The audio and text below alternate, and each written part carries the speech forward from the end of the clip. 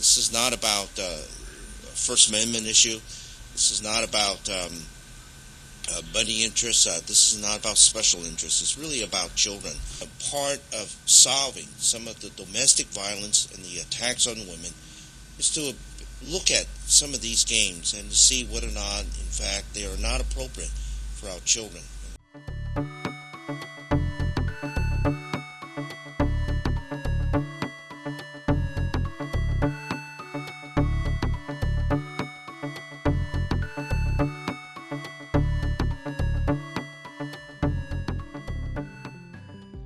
History of not allowing minors to engage in certain kinds of behaviors that are deemed to be negative, and there are certainly ways in which children can play video games and engage in that kind of activity without the negative affective content.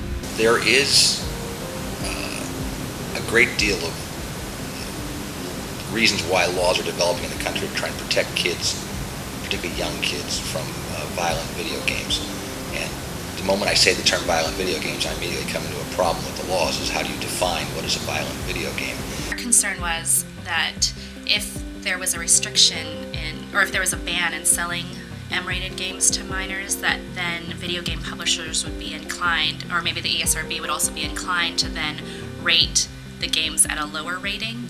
You could clearly have a law that says that you can't have obscenity, because obscenity is not protected by the First Amendment.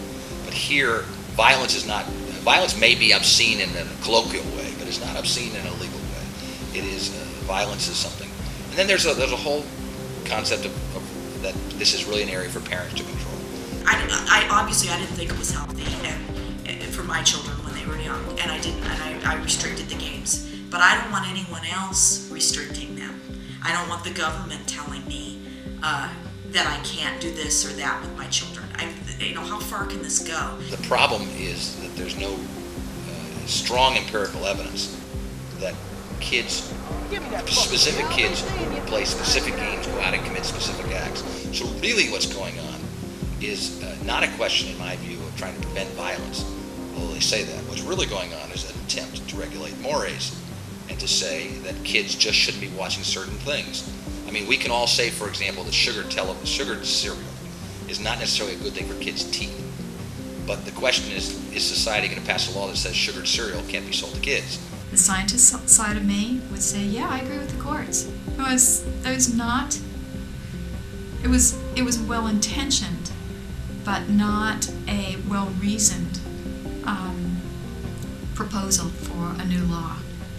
And yet, the intention, in my opinion, as a person, separate from the scientist, has value, because I don't see what good those things, spending time with that kind of content, does for people. The kids that really want it and who have the money are going to find a way around it, but they still have to bring the game home at some point.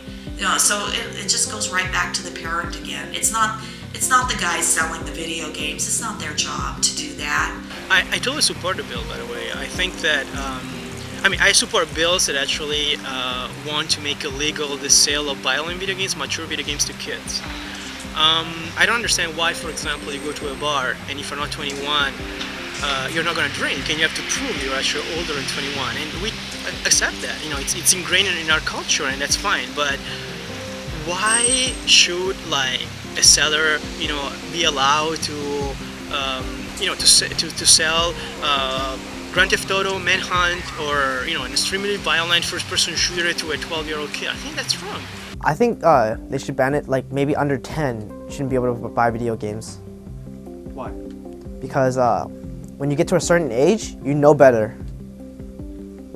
When you're a little kid, you're just so gullible. You would believe anything. There's both statistical and anecdotal data that suggests that there are harmful effects for children when they overplay these ultra-violent video games. They're interactive in nature, and they allow individuals to simulate rather a precocious behavior, such as killing, maiming, hurting, individuals, virtual individuals. This issue is really, about kids. It's about how do we raise our kids